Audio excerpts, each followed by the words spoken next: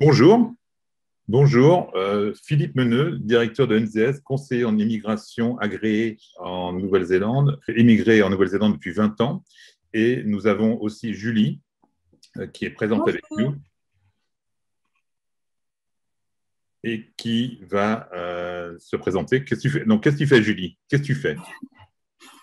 Alors, je suis Immigration Advisor agréée par le gouvernement néo-zélandais et comme son nom l'indique, je fais de l'immigration et ma spécialité, ce sont les work visas et la résidence. Enfin, voilà, c'est ce que je fais D'accord. principalement, disons. Ok, donc le sujet de ce jour, le sujet de la vidéo de ce jour, ça va être le point sur l'actualité sur la Nouvelle-Zélande, parce que, comme certainement vous l'avez appris, les frontières vont se rouvrir en Nouvelle-Zélande, et on va aussi parler du nouveau visa, Skill Visa. Voilà. Et donc, je vais poser quelques questions à Julie, et bien sûr, durant le déroulement de la session, vous êtes les bienvenus à poser les questions, et on essaiera de répondre à vos questions au fur et à mesure. Et si on ne peut pas répondre à vos questions lors de cette séance, vous pouvez nous envoyer un email et on vous répondra par rapport à ça. Voilà. Donc, on va attendre. Il y a beaucoup de personnes qui sont là. Il y a beaucoup de gens qui sont déjà arrivés. Ou on On peut y aller, Philippe, hein. peut y aller. D'accord. Donc, peux-tu nous rappeler quelle est la situation actuelle des frontières en Nouvelle-Zélande? Absolument. Alors, j'imagine que la plupart des gens le savent déjà, mais les frontières sont quand même globalement fermées, hein, en Nouvelle-Zélande depuis à peu près avril 2020. Il y a quelques exceptions voilà, qui sont vraiment au compte-gouttes, voilà, que le gouvernement en fait, émet au fur et à mesure des besoins, on va dire.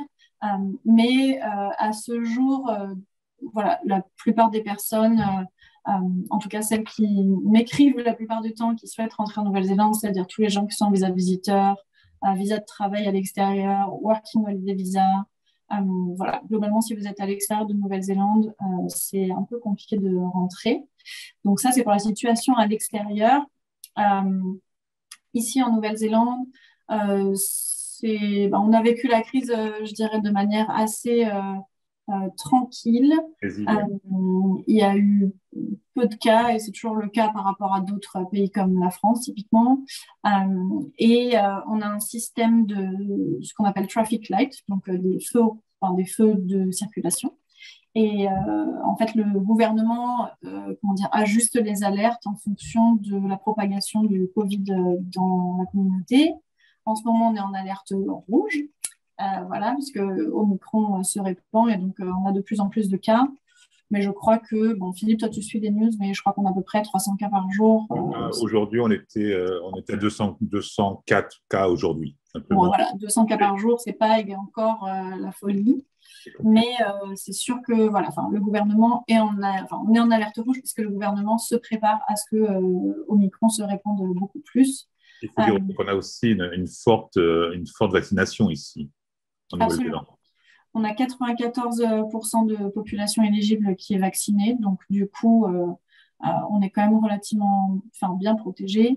Et pour se rendre voilà, dans les espaces publics, tout ce qui est bar, etc., on a besoin de montrer un pass vaccinal. Euh, et c'est un tout petit peu plus compliqué pour les gens qui ne sont pas vaccinés, mais quand même faisable, disons que voilà, c'est pas la prison, quoi. Donc, on a été plus ou moins, enfin, quand même épargnés. Ok. Et je pense que pour que les gens puissent venir en Nouvelle-Zélande, il faut qu'ils soient de double vaccinés ou pas. Absolument. C'est ça. Depuis novembre 2021, il faut absolument être complètement vacciné selon les standards de la Nouvelle-Zélande, c'est-à-dire en ce moment, il faut que 2 doses. Euh, voilà, donc il faut avoir au moins 2 doses d'un vaccin qui a été approuvé par le gouvernement pour pouvoir rentrer en Nouvelle-Zélande. Donc ça concerne absolument tout le monde, y compris des gens qui sont par exemple déjà en Nouvelle-Zélande euh, et qui pourraient partir dans le cadre de vacances. Pour revenir, vous aurez besoin d'avoir de prouver en tout cas que vous êtes double vacciné. Et si le gouvernement venait à changer les standards de vaccination, typiquement, je ne sais rien, s'il fallait 3 doses, 4 doses, 6 doses, vous devez remplir les critères pour revenir en Nouvelle-Zélande, c'est-à-dire avoir l'intégralité des doses prescrites. Parce que déjà, je pense que Air New Zealand, par exemple, n'accepte pas de voyageurs qui sont pas vaccinés, et même en trafic intérieur, si on n'est pas vacciné, on ne peut pas prendre l'avion avec Air New Zealand, et Air New Zealand est un des principaux Absolument, ouais. Il y a certaines compagnies, ouais, tout à fait, certaines compagnies, en fait, ont rendu ça obligatoire de fait. Donc, voilà, avant même de pouvoir passer la barrière Nouvelle-Zélande, vous devez passer la barrière de la compagnie aérienne qui a ses propres prérequis. Et effectivement, Air New Zealand, c'est plus possible de voyager si on n'est pas vacciné. D'accord. Une autre question, la Première ministre Jacinda Ardern a présenté le jeudi 3 février un plan en 5 étapes pour rouvrir complètement les frontières. Est-ce que tu peux nous rappeler en quoi consistent ces étapes et à qui ça va concerner surtout? Absolument, c'est quand même le sujet voilà, que tout le monde attend. Donc, effectivement, c'est une réouverture en 5 étapes. La première étape, c'est le dimanche 27 février à minuit, donc le 28 février. Voilà, lundi 28 février. Donc, à partir du lundi février, tous les Néo-Zélandais, donc c'est-à-dire résidents et citoyens néo-zélandais qui sont en Australie pourront revenir en Nouvelle-Zélande sans passer par le MIQ. Alors, avant peut-être… Rappelle-nous ce que c'est le MIQ. Rappelle. Il y a pas mal de personnes qui m'ont demandé ce que c'était le MIQ. Alors, en fait, le MIQ, c'est le système, donc ça veut dire Managed Isolation and Quarantine. Donc, c'est en fait le système que le gouvernement a mis en place pour gérer la quarantaine et l'isolement des personnes qui arrivent dans des établissements spécialisés. Enfin, typiquement, c'est des hôtels en fait qui ont été réquisitionnés par le gouvernement pour pouvoir mettre les gens en fait qui arrivent en quarantaine. Donc, la quarantaine avant, donc le MIQ avant était obligatoire pendant 14 jours. C'est descendu là, il n'y a pas si longtemps, à 10 jours et potentiellement ça descendra à 7. Pour les personnes non vaccinées, ça restera. Enfin, le MIQ, disons que le plan de réouverture, il concerne principalement à ce stade des personnes vaccinées, complètement vaccinées, mais pour les personnes non vaccinées, le MIQ restera obligatoire. Voilà. Donc, pour ce qui est de la réouverture, donc voilà, le dimanche 27 février à minuit, tous les Néo-Zélandais, donc citoyens et résidents néo-zélandais, pourront arriver d'Australie et sans MIQ. Ils seront obligés de faire une isolation chez eux pendant un minimum de 7 jours, si je ne me trompe pas. Avec des tests à l'arrivée, avec quelques tests. C'est ça. Donc, ils seront obligés de faire des tests. On leur donnera en fait des tests antigènes rapides qui pourront faire le premier jour, de mémoire, le jour 5 et le jour 10 ou 11. Voilà. Donc, ça, ce sera obligatoire pour tout le monde de toute façon. Mais en tout cas, le MIQ sort du contexte obligatoire. Donc ça, c'est pour la première phase. La deuxième phase, donc c'est une réouverture pour les Néo-Zélandais qui viennent de n'importe où, pas juste d'Australie. Et ça va aussi être ouvert aux travailleurs qualifiés qui gagnent au moins 1,5 fois le salaire médian. Donc le salaire médian aujourd'hui, il est à 27 $ de l'heure, donc il faudra gagner au moins 1,5 fois 27. Philippe, 38,50 ? Ouais, dans ces eaux-là, hein. C'était un piège. C'était un piège. Pour les filles qui vont. Je vais te le faire. Il y a une bonne nouvelle, il y a surtout une super bonne nouvelle, c'est pour nos amis des Working Holiday Visa. Absolument. Donc les Working Holiday Visa vont également… C'est 40,50 $, les 27, 1,5 fois, c'est 40,50 $ de l'heure. 40,50 $. Bon, merci Philippe, tu vois, j'étais loin. J'étais pas loin. Donc, je reprends la deuxième étape, puisqu'on s'égare un peu. La deuxième étape, donc, à partir du dimanche 13 mars à minuit, les Néo-Zélandais de partout dans le monde peuvent revenir, ainsi que les travailleurs qualifiés gagnant au moins 1,5 fois le salaire médian, donc c'est-à-dire 40,50 $ de l'heure, et surtout les PVT réouvrent, donc ça va être les PVT de tous les pays, mais donc la France y compris, et ça veut dire que les PVT pourront venir en Nouvelle-Zélande également s'ils remplissent les critères de vaccination et s'ils ont un moyen effectivement de s'isoler en arrivant, puisque même si le MIQ disparaît, le prérequis de s'isoler reste, oui. Donc, il faudra quand même, si vous avez l'intention de venir en PVT, penser à un endroit où vous vous isolez. L'étape 3, c'est à partir du 12 avril à minuit. Donc, l'étape 3, c'est 5000 étudiants internationaux qui pourront venir en Nouvelle-Zélande pour le second semestre de l'année. Alors, on m'a demandé si ça concernait les séjours linguistiques. Je ne suis pas certaine. Je pense que c'est vraiment pour les études supérieures. Mais en tout cas, l'immigration n'a pas pour l'instant donné l'intégralité des détails sur qui sera concerné réellement. Donc, c'est possible que ça change et que les écoles de langue, par exemple, fassent pression sur le gouvernement pour pouvoir être incluses dans ces 5000 étudiants. On en parlait avec Ariane, qui s'occupe plus particulièrement des études de langue, sur linguistique. Il va certainement avoir aussi une distinction entre les mineurs et les majeurs. Parce que ça va être difficile de faire venir des mineurs pour faire entrer dans les MAQ, dans le système d'isolation. Donc, il peut y avoir une différence pour les écoles de langue entre les mineurs et les majeurs. Très bien, effectivement, ça fait sens.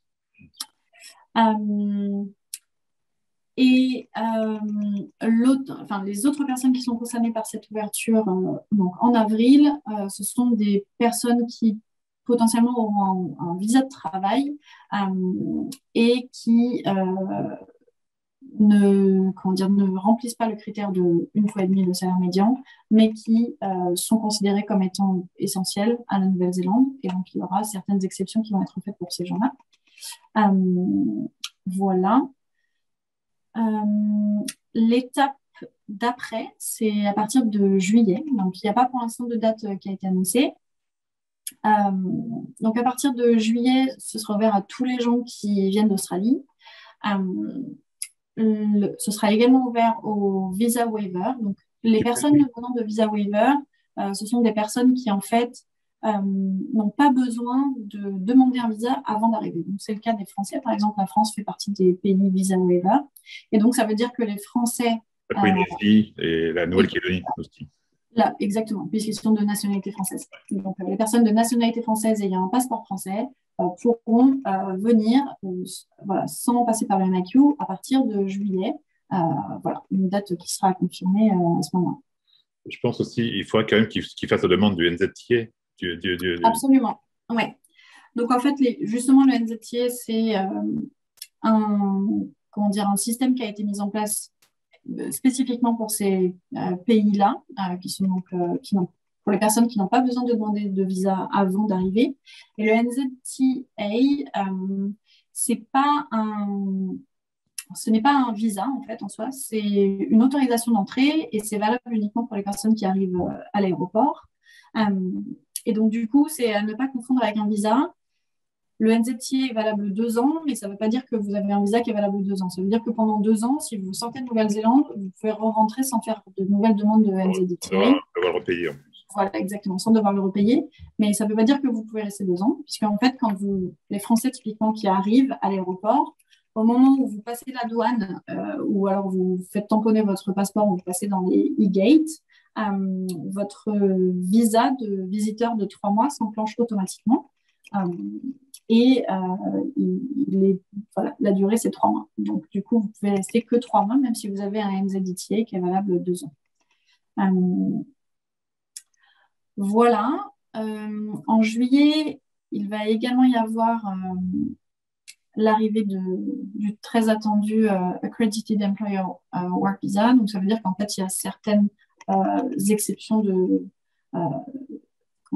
exceptions à la fermeture des frontières qui vont être retirées en fait au fur et à mesure, puisqu'il y aura de moins en moins besoin, étant donné que les gens pourront appliquer pour d'autres types de visas qui auront déjà le droit de rentrer en Nouvelle-Zélande. Je ne suis pas sûre que c'était très très clair cette partie. N'hésitez pas à poser des questions si jamais. J'ai une question, mais J'ai une question que je vais te poser, mais je ne suis pas sûr qu'on ait la réponse. Ce serait plutôt sur les conditions d'isolation des gens. Donc, la question, c'est bonjour et merci pour reprendre l'actualité. Ma mère veut venir en juillet et elle fera donc son isolation chez nous. Est-ce qu'elle doit rester enfermée dans une chambre ou bien vivre parmi nous, normalement? Est-ce que nous devons, nous aussi, nous mettre en isolation, car cas contact possible? Alors, effectivement, je ne crois pas qu'il y ait de règles extrêmement précises qui aient été À ce jour déterminé. fixées sur ce sujet, mais il me semble que si quelqu'un vient s'isoler chez vous, tout le foyer est obligé de s'isoler également. À moins À vérifier. qu'il soit autonome, Ouais. à moins qu'il ait une pièce autonome et qu'il À soit, moins qu'il y ait pas une pièce en autonome, contact. exactement. Donc, self-contained avec cuisine, salle de bain, etc. Si la personne, elle n'est pas obligée de partager des espaces avec vous, c'est pas un problème. Mais si c'est le cas, a priori, tout le monde devra s'isoler. D'accord. À vérifier, bien sûr. De toute façon, j'ai envie de dire que pour l'instant, donc il y a des dates qui ont été annoncées, mais ça avait déjà été le cas l'année dernière. La Première ministre avait annoncé des dates qui ont ensuite été amenées à bouger parce qu'il y a eu un nouveau variant. Donc, je ne suis pas en train de dire que ça va être le cas, mais je dis juste qu'il faut quand même rester comment dire, prudent sur voilà, la réouverture. Et typiquement, en juillet, il n'y a aucune date qui a été annoncée, donc ça veut dire que, soyons réalistes, ça pourrait très, très bien être repoussé très facilement. Donc, du coup, gardez ça en tête. Si, par exemple, vos proches veulent prendre des billets d'avion, ben, voilà, prendre que des billets d'avion modifiables, remboursables, etc. Parce qu'en réalité, on n'a pas encore complètement de certitude tant que les gens ne sont pas arrivés. Voilà.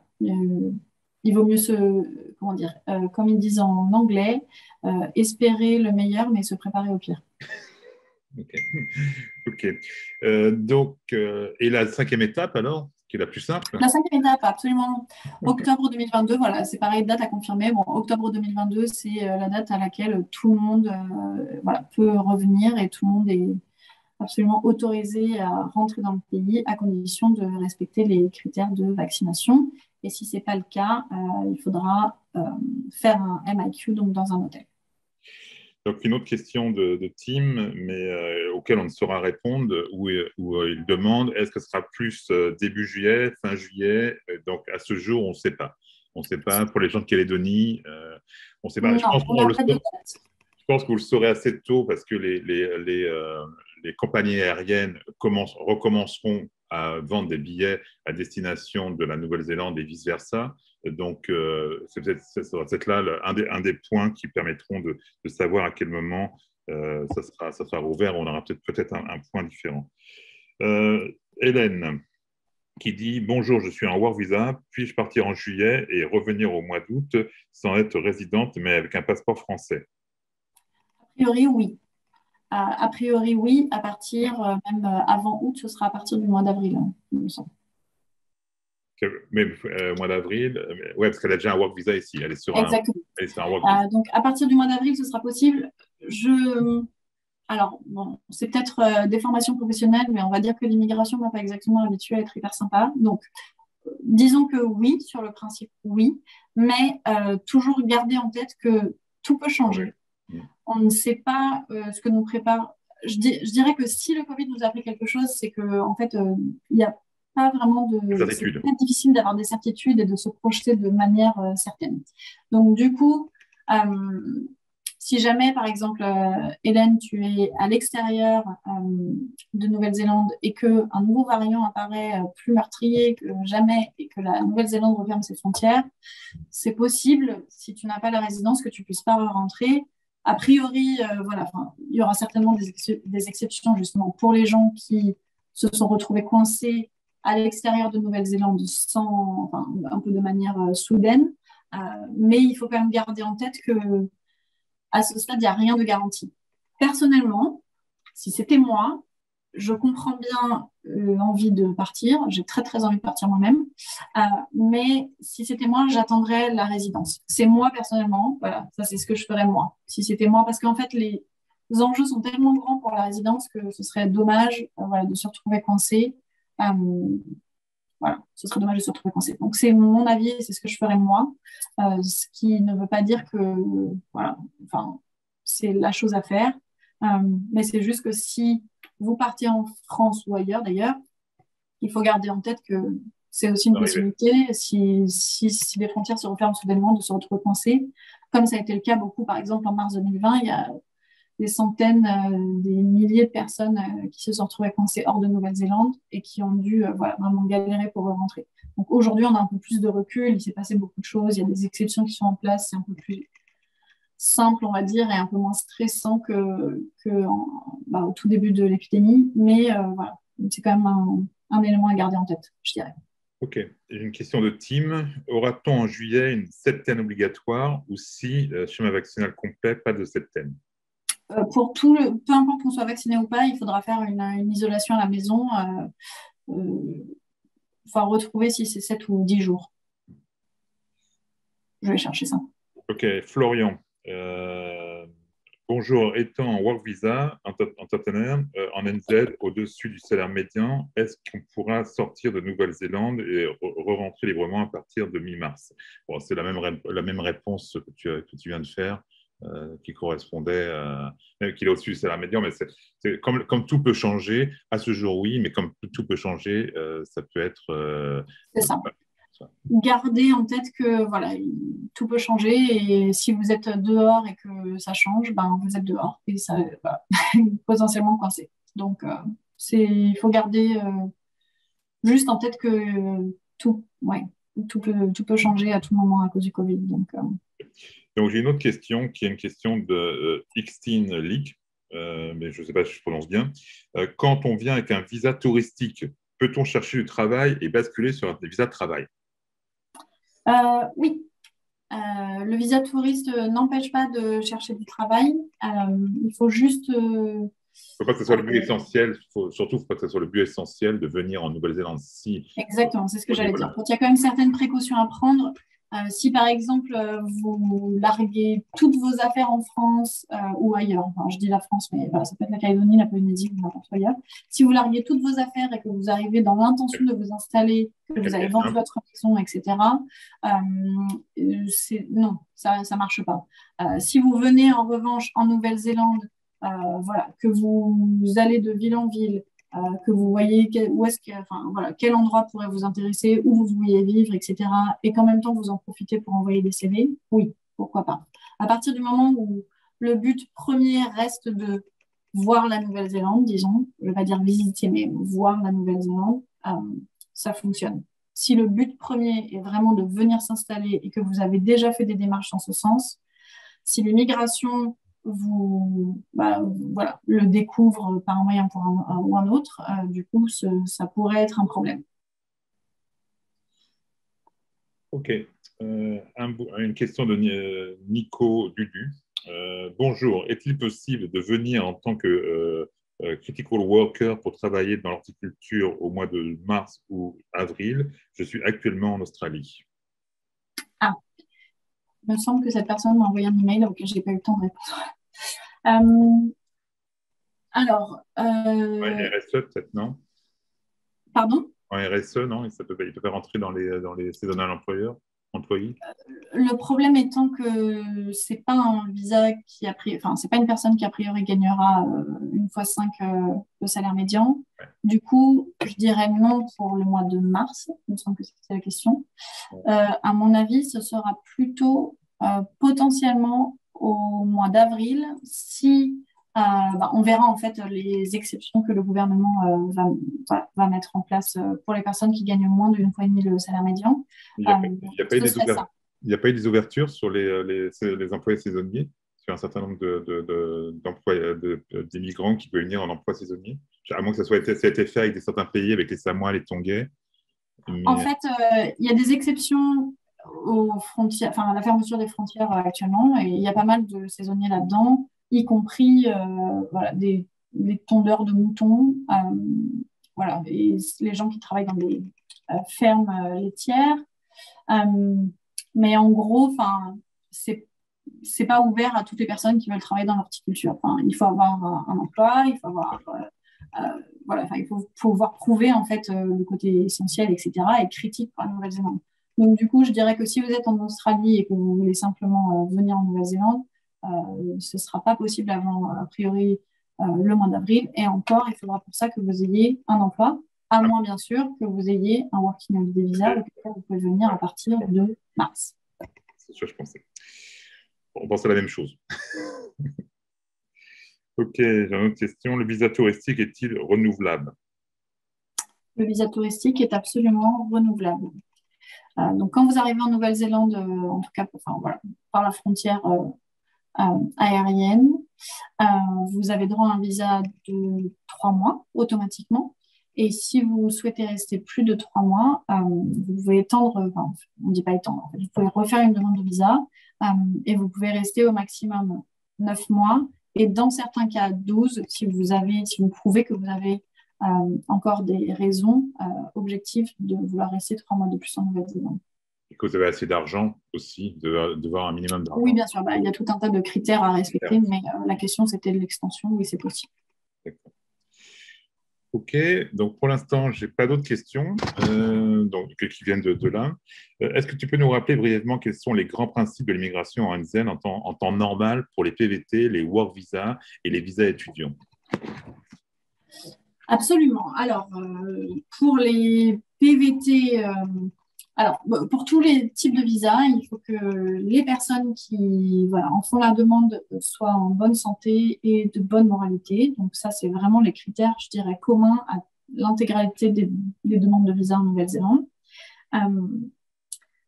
Donc voilà. Et après, pour chaque catégorie, il va y avoir des critères un peu spécifiques.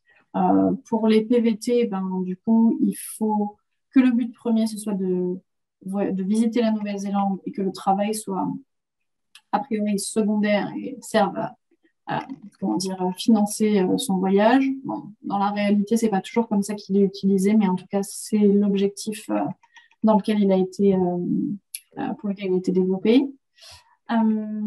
Pour les work visas, d'une manière générale, il faut avoir un emploi.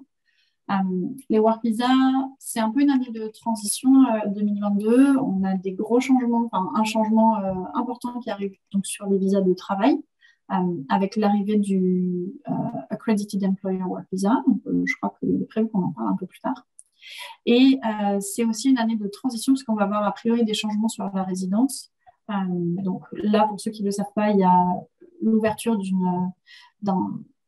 il y a un nouveau visa résident qui a été annoncé en septembre de l'année dernière et la première phase a eu lieu en décembre et il y a une deuxième phase qui arrive en mars.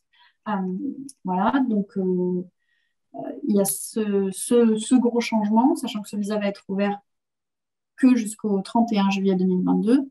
Et pour ceux qui ne sont pas éligibles pour ce visa, il y aura d'autres possibilités de demander la résidence, mais voilà, qui vont être amenées à être revues cette année. Et donc, du coup, c'est un peu une année de transition aussi pour la résidence, puisque voilà, il se passe beaucoup de choses sur ce sujet. Pour les visas étudiants, c'est pas vraiment ma spécialité, mais voilà, il faut venir pour faire des études. Ça, c'est la base. Ça peut être des études linguistiques ou des études supérieures, ou d'ailleurs pas que, des études au lycée, etc. Donc, nous, on accompagne tout type d'étudiants dans leurs projets.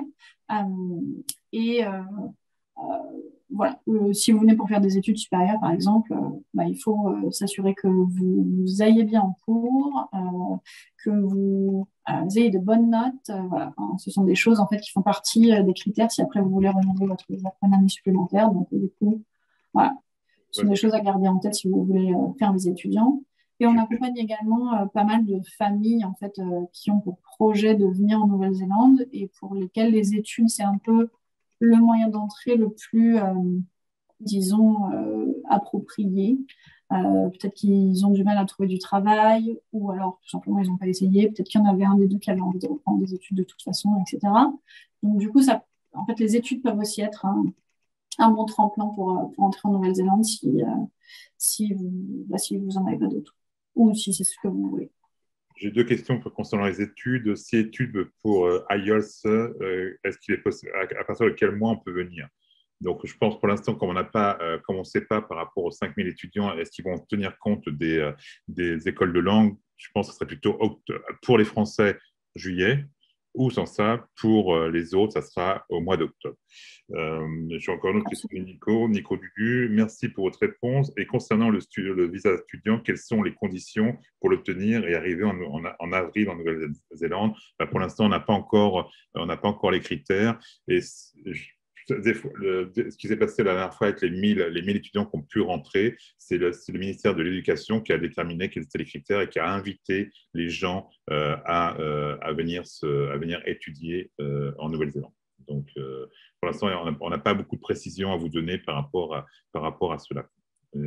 Mais si c'est si effectivement il s'avère que c'est pour des études supérieures, il faudra du coup respecter le process, en plus d'être dans les 5000 étudiants qui ont été choisis et nominés par l'immigration, si c'est effectivement comme ça qu'ils procèdent, il faudra en plus remplir les critères, c'est-à-dire avoir une offre d'un établissement, prouver que vous avez des fonds, il faudra payer des études supérieures, ce qui peut être un frein. Demain, je pense que Ariane demain a aussi une réunion. Ariane qui s'occupe de la partie études pour nous de service a une réunion avec NZ Education ici en Nouvelle-Zélande. Donc, je pense qu'on aura peut-être à ce moment-là plus d'informations par rapport à ça. Et donc, j'invite Nicole ou Nico Dudu de nous contacter et on pourra certainement lui donner plus d'informations par rapport à ça. Voilà, donc pour l'instant, je n'ai pas d'autres questions qui viennent du site. Donc, on a vu les temps normaux, les PVT, les work visa, les visas étudiants. Il y a aussi un changement, comme tu l'as expliqué, entre les employés et les employeurs, où tous les employeurs qui voudront employer des immigrants devront être accrédités et le process commencera à partir de mai 2022 avec les premiers employés qui seront sous ce visa-là à partir du 4 juillet 2022. C'est bien cela? C'est ça. Donc, en fait, les visas de travail tels qu'on les connaît aujourd'hui sont amenés à disparaître. D'ailleurs, il y en a qui ont déjà disparu. Typiquement, les visas Talent Accredited Employer, par exemple, mais ils n'existent plus depuis le 31 octobre. Voilà. Et donc, en fait, le gouvernement a introduit un nouveau visa qui s'appelle le Accredited Employer Work Visa. Et le principe de ce visa, c'est que tous les employeurs devront être accrédités pour pouvoir recruter des migrants, donc de manière obligatoire, à part s'ils recrutent des gens qui sont sur des visas qu'on appelle open, comme par exemple Working Holiday ou Partnership ou Post-Study. Voilà. Mais tous les gens qui veulent, en fait, toutes les entreprises qui veulent soutenir des migrants dans leur demande de visa devront être accréditées. Donc, l'accréditation, elle est possible pour les entreprises à partir du mois de mai et les premiers Accredited Employer Work Visa commenceront à partir du 4 juillet. Aussi, il y aura différents niveaux d'accréditation suivant les employeurs par rapport au nombre d'immigrés qui veulent embaucher. C'est 6, je crois, c'est 6 par an, c'est 6 à la fois ou ouais, jusqu'à 5, c'est standard et au-dessus de 5, c'est high volume. Voilà. Et je pense que l'accréditation va se baser principalement sur tout ce qui est politique de ressources humaines au niveau de l'entreprise. C'est pour ça qu'ils vont ressources humaines, fiscales aussi.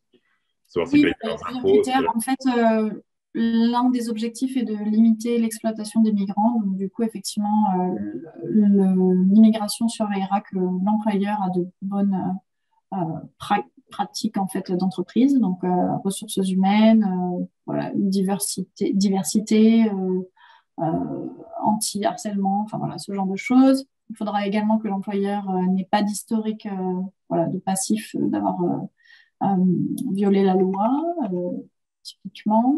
Il faudra aussi qu'il s'engage, par exemple, selon le standard d'accréditation, il faudra qu'il s'engage, par exemple, à améliorer les salaires.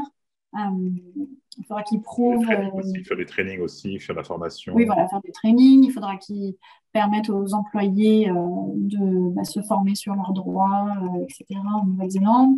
Il faudra aussi certainement qu'ils prouvent qu'ils ne trouvaient pas de Néo-Zélandais pour le poste. Donc, du coup, il y a un certain nombre en fait, de choses à faire pour obtenir l'accréditation. Et en plus d'obtenir l'accréditation, il faudra aussi qu'ils fassent, disons, accréditer le poste. c'est-à-dire que le poste passera aussi voilà, à la moulinette de l'immigration.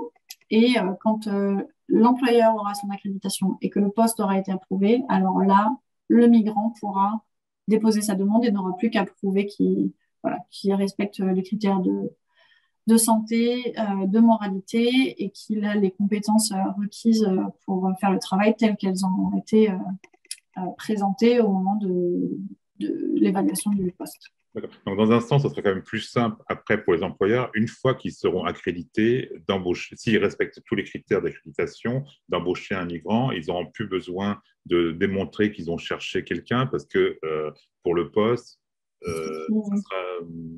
En fait, une fois que l'employeur a son accréditation, il faut aussi qu'il fasse l'assessment d'un poste. Donc, un employeur qui a qu'un poste à pourvoir, ça va, mais un employeur qui a, voilà, j'en sais rien, 6 ou 7 postes à pourvoir, il faudra qu'il fasse une évaluation de chaque poste et qu'il prouve voilà, qu'il a cherché des Néo-Zélandais pour ce poste, etc. Une fois tous les 2 ans, ça sera, parce que l'accréditation sera Et valable. ça, c'est l'accréditation, c'est une fois tous les 2 ans, mais le job check, c'est pour chaque poste.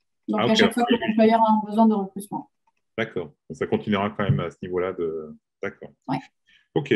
Un employeur actuellement accrédité doit-il faire, pardon, c'est un peu trop pour Là, moi. c'est réaccrédité. Un employeur actuellement accrédité doit-il faire une nouvelle demande en mai? Merci. Oui. L'accréditation d'aujourd'hui, elle sera valable voilà, que jusqu'à ce que la nouvelle Ouais. accréditation soit en place. Donc, du coup, oui, à partir du moment où la nouvelle accréditation revient, il faudra qu'il s'accrédite sous les nouveaux critères. Ok, d'accord. Ok. Bon, nous aussi, on pourrait aussi aider ces gens, éventuellement les employeurs, à venir accréditer s'ils le désirent. Ça fait partie des choses qu'on peut aussi proposer, quoi. Absolument. Donc, en attendant les questions sur Internet, quelles sont les perspectives pour ceux qui ont un projet d'expatriation en Nouvelle-Zélande? Qu'est-ce que tu nous prévois, Julie? Qu'est-ce que je vous prévois? Alors, mes collègues m'appellent la briseuse de cœur. Je ne suis pas là pour annoncer des bons. Le cœur de projet. Briseuse de cœur. Non, mais enfin, la Nouvelle-Zélande reste toujours très attractive pour les expatriés. Enfin, nous, on le voit beaucoup, on reçoit quand même beaucoup de demandes d'un peu partout dans le monde et surtout de France, enfin, de gens qui veulent venir. Donc, voilà. La Nouvelle-Zélande est toujours vue comme un Eldorado. C'est pas pour rien. L'économie est quand même solide et je pense pas mal placée pour se remettre du Covid. Euh, Oui, c'est pour ça que là, les frontières se sont ouvertes, parce que globalement, en Nouvelle-Zélande, on a 3,5% de chômage. Donc, on est un des pays de l'OCDE ayant le plus bas taux de chômage. Et avec la pandémie, le chômage n'a pas augmenté, il a même descendu d'1 point par rapport à avant la pandémie. Donc, et on a des entreprises qui ont besoin de personnel. Et donc, c'est pour ça que les frontières se rouvrent pour pouvoir compléter les manques de compétences et les manques de personnes. Donc, on a besoin des gens, on peut parler des secteurs dont on a besoin, le bâtiment, l'agriculture, le tourisme, dès que ça va se rouvrir. Pour l'instant, on a du monde, mais on recherche des chefs de façon régulière. Tout ce qui est IT, on recherche toujours. Tout ce qui est ingénierie, on recherche.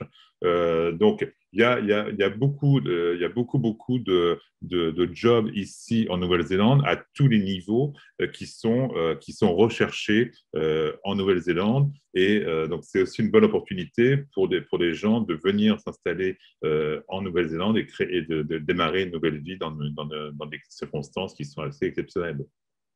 Absolument. Ça, Donc, du coup, toujours une bonne idée de venir en Nouvelle-Zélande. Voilà. Je pense qu'il faut quand même se préparer à ce que l'immigration devienne plus difficile au fur et à mesure que les années voilà, vont passer. La Nouvelle-Zélande se calque quand même pas mal sur le modèle de l'Australie. En Australie, il n'y a pas si longtemps, ce n'était pas si compliqué, mais c'est devenu très difficile. Et je pense que la Nouvelle-Zélande suit ce cheminement également. Donc, du coup, si vous avez un projet en Nouvelle-Zélande, ne tardez pas, voilà, ne laissez pas ça non plus au dernier moment, parce que ça demande quand même pas mal de préparation, et ne tardez pas voilà, à le réaliser. Et si jamais vous avez des questions ou que vous avez besoin de vous faire accompagner, ben, c'est un peu c'est ce qu'on fait. Voilà, c'est ce qu'on fait. Donc, du coup, n'hésitez pas à nous contacter. Valériane, est-ce qu'il y a d'autres questions encore qui arrivent ou on a fini les questions? Je pense que nous avons fini. On a fini les questions. Donc, je te remercie, Julie, de toutes ces précisions-là. Donc, si vous avez des questions à poser, vous pouvez envoyer un email directement à Julie. Donc, c'est Julie @nzservice avec un S à la fin .co.nz ou à info@nzservice.co.nz et on tâchera de pouvoir répondre et on reviendra vers vous si on a des nouvelles informations de l'immigration, c'est des précisions. On n'hésitera pas à refaire un Facebook Live pour vous tenir informé. Et de façon régulière, on poste aussi des vidéos sur YouTube quand il y a des changements importants sur les différents visas. Là, il y a quelques temps qu'on ne l'a pas fait parce qu'il n'y a pas eu de changement important, mais je pense que lorsqu'on aura les différents critères pour les accrédités employeurs, on le fera, et pour le nouveau visa, on le fera aussi à ce moment-là, je pense. C'est bien ça? Je précise aussi quand même, parce que du coup, Philippe a donné mon adresse, mais en fait, il y a donc un visa de résident qui va s'ouvrir au 1er mars. Donc, je suis vraiment extrêmement occupée en ce moment. Donc, si vous n'avez pas de réponse de ma part, ne vous formalisez pas. En ce moment, je me focalise vraiment sur mes clients. Et vous pouvez mettre en copie aussi. Voilà, tout à fait. Vous pouvez aussi écrire à Philippe ou écrire à l'adresse info@nzservice.co.nz. Voilà. Ok, merci Julie, merci beaucoup, merci pour ton temps. Toujours pas de... On va seulement se quitter parce qu'on n'a pas d'autres questions. Donc, merci à tous et à très bientôt. Merci. À bientôt, merci beaucoup. Au revoir. Ciao.